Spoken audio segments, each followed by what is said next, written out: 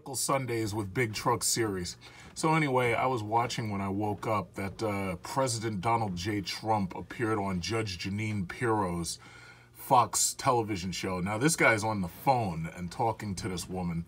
And I was wondering to myself, is there anybody in the White House who's like a staff aide or anything who tells this president, sir, you really shouldn't be on the phone talking to Fox News. You really shouldn't be talking on the phone because, you know, you are the president, and if you really wanted to, you could have a television broadcast or something like that. And I was just thinking to myself how beneath the office it is for this idiot to be calling up Fox News, one of their TV shows, and talking on the phone to Judge Pirro. And I thought one of the funniest parts of it was at a certain point, now he's on the phone, at a certain point he's like, hello, is anybody there? Because it's a horrible communication medium, especially when you're in that position and every single thing that you say is an official edict, basically, which, by the way, is also subpoenaable. But I just don't understand if there's anybody in the White House actually explaining this shit to them. It's like these people, I don't think any of these people understand civics or how the government works. But that's just that. But I guess the reason why he's doing it is an act of desperation because he knows that this guy Mueller is closing in on him. And the thing about it is Mueller is basically already 3-0.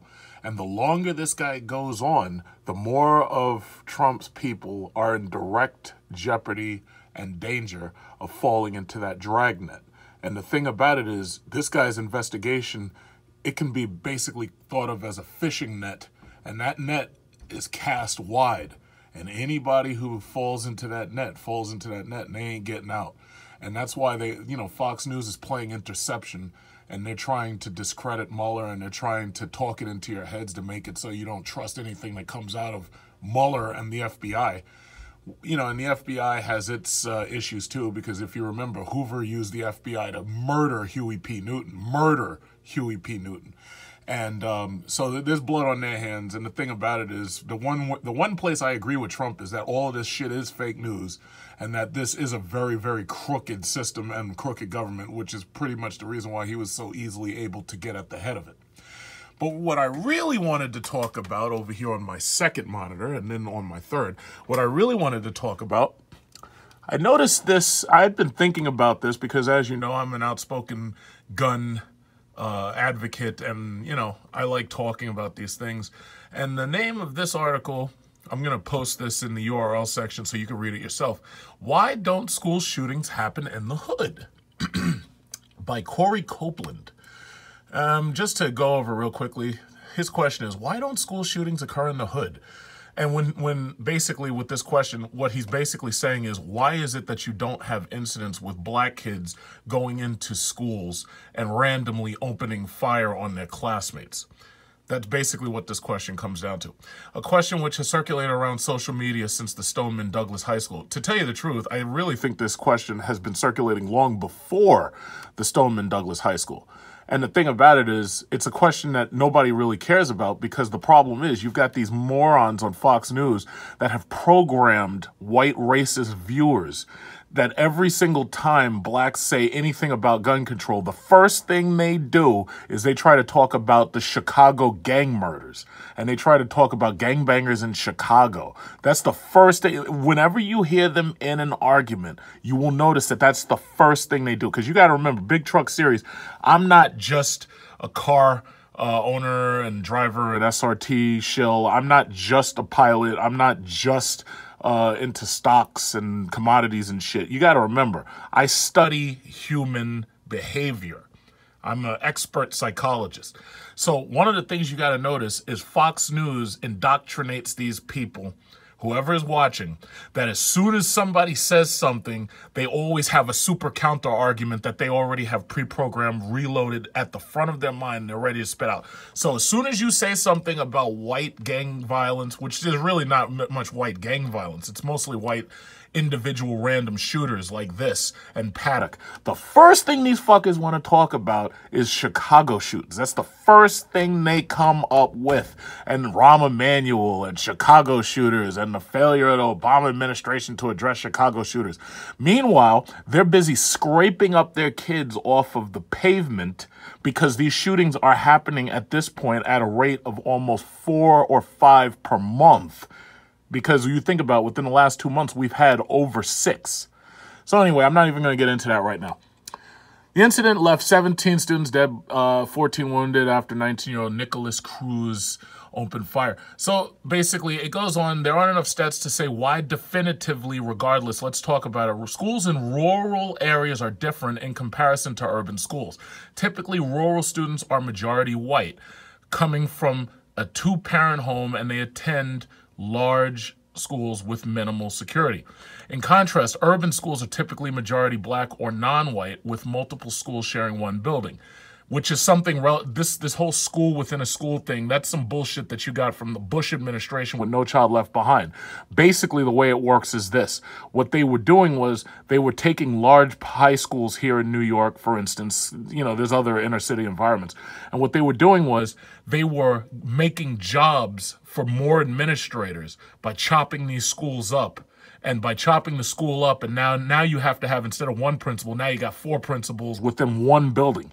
So what that leads to is a degradation of the entire school, because what ends up happening is the schools are battling over resources. And that's just another way that the Republicans have basically ruined public schools.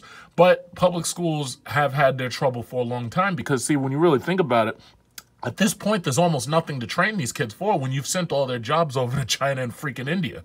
There's nothing to train these kids for. Schools like August Martin used to do aviation.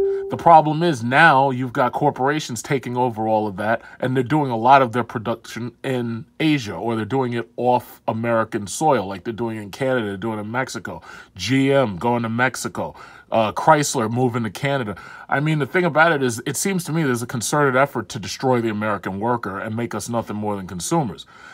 Be that as it may, these schools are screwed up. And that's part of the reason why you have this ideation by these kids to go and shoot up their schools. But anyway, it continues. In contrast to urban schools, for the sake of discussion, let's say both rural and urban students have access to guns. But here's the issue right here, the access to guns. Now, I live in New York City. It's very, very hard to legally purchase handguns or rifles, like an AR-15. If you try to buy a New York State compliant AR-15, it's a piece of shit. It's like a bolt loading. You don't want it. You can't shoot 30 rounds in fucking 5 seconds with the New York State compliant. I don't know. Has anybody ever seen the New York State compliant AR-15? It's a piece of shit.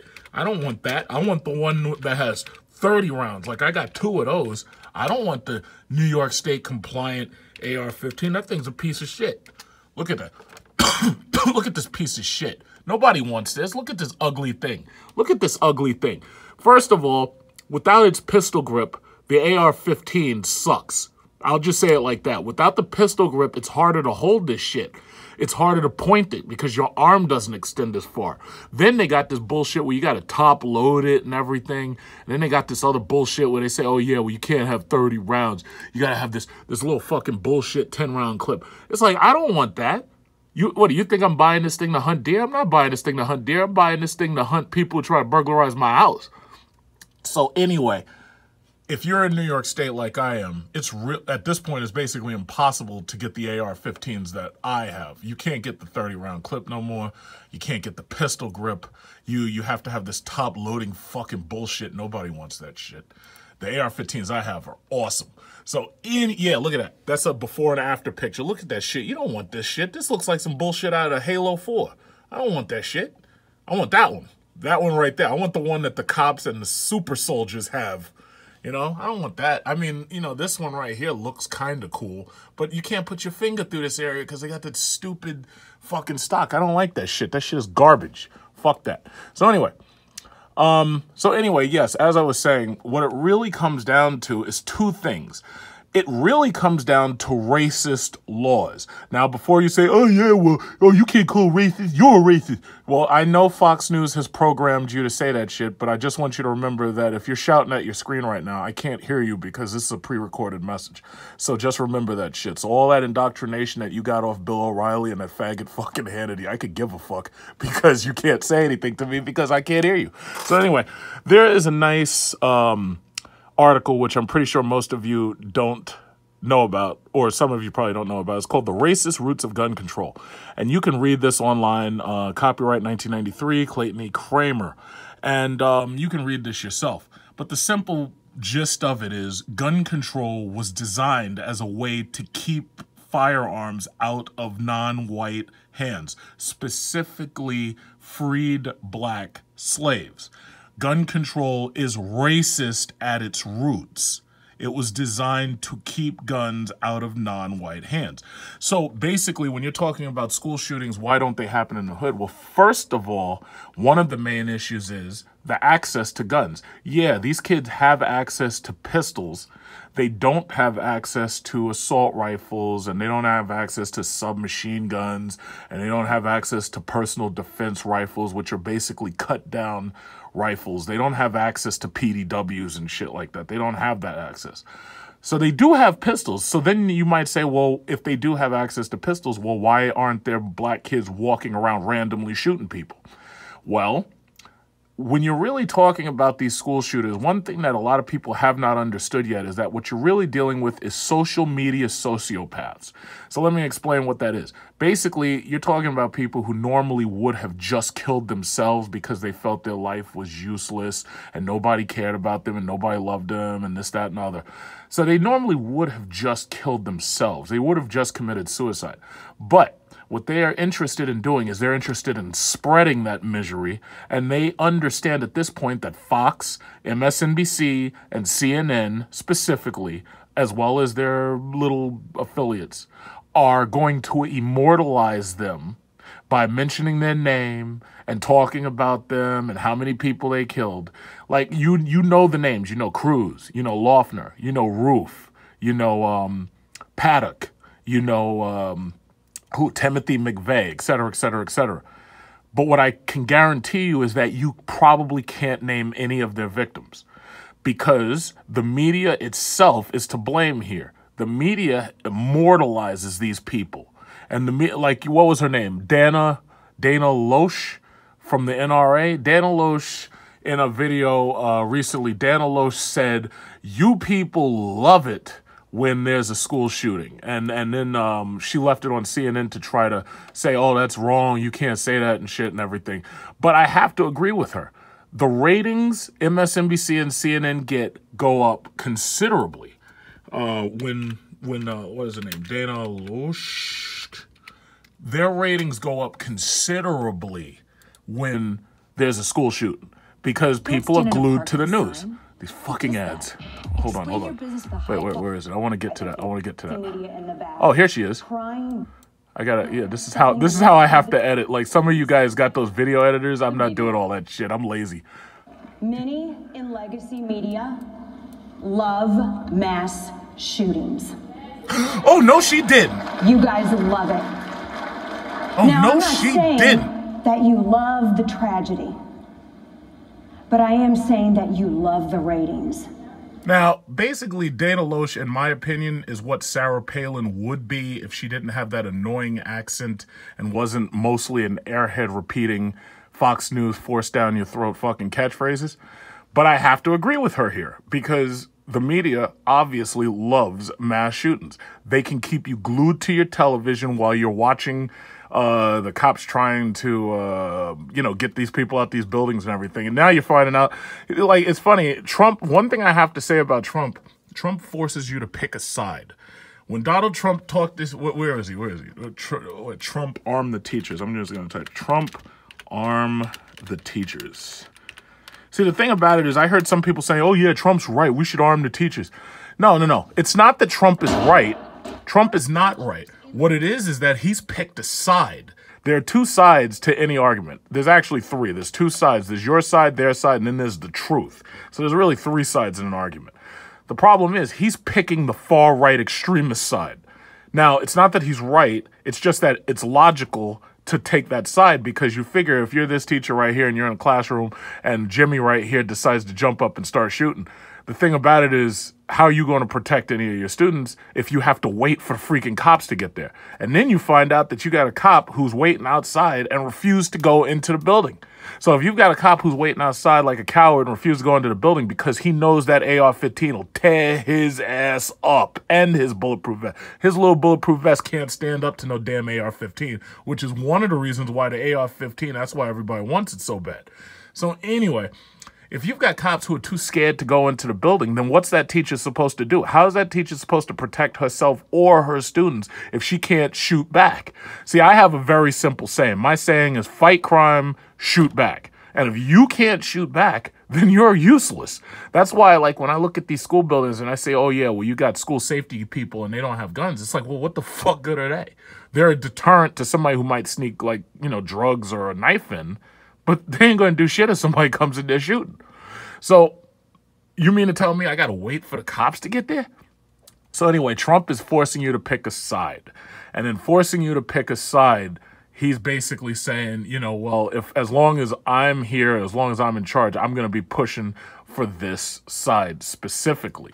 So one of the issues to go back, because I love digressing, but one of the issues to go back to that article is why don't you see this happening in black neighborhoods and black schools? Well, it's very simple. First of all, they don't have the access to these weapons, number one. It was designed like that where they wouldn't have the access to these weapons. Meanwhile, if you go to the white rural schools, they have access to these weapons. Like, I live in New York City. If you go to Long Island, which is only like 4 miles away, as soon as you cross that state border, the gun laws become completely different. The other issue is segregation. Segregation is legal separation. That's segregation. They had their areas set up where it's predominantly white. So guess what? If you are a psychopath school shooter from one of those areas, the only people you really have to shoot at are other people who look exactly like you. So somebody like, for instance, Sandy Hook, like when you got this guy Adam Lanza and he's shooting babies in a school, the only people around him are the people who look just like him. That's why they always say serial killers tend to prey on their own ethnic group or their own racial group. That's like one of the common threads about, you know, serial killers. Well, the simple fact of the matter is he doesn't have anybody else around him really to shoot at. I mean, if he manages, like I saw there was like one black girl and she got grazed. Well, if there were more black kids in that school, the odds are that he would have hit more black kids would have been higher. But you have to understand, the reason to answer that question, it's two reasons. Racial segregation is one reason why you don't see this happening more in black schools. And the other reason is access to guns is much, much lower. So if these idiots, if these morons on fake news were smarter like I am, and they had higher IQs, they would have put that together. But I haven't heard a single one of them say anything like that because mostly they're all cowards, for one. And they're comfortable just sitting back and getting as many ratings as they can get. But let's say they're not cowards. Let's say they're just not smart enough to think that way. Let's say that they're not intelligent enough to think in the dimensions that I'm able to think of. Well, that's what it is. So the thing about it is segregation and racist gun laws are the reason why you're having this situation. So what they've basically done is they've integrated a variable into the schools, i.e. students with guns, that they're not prepared to deal with. And the only way to deal with it is to have this jerk off right here arm the teachers. So basically he's saying, yes, Miss Brathwaite, if you want, you can bring your Desert Eagle to class. I don't think that's really a great idea, but I will say this, if something pops off in her classroom, she'll be able to respond to it long before she has to call some cowardly cop who's going to wait outside and not come in because he's afraid that AR-15 is going to tear his ass up.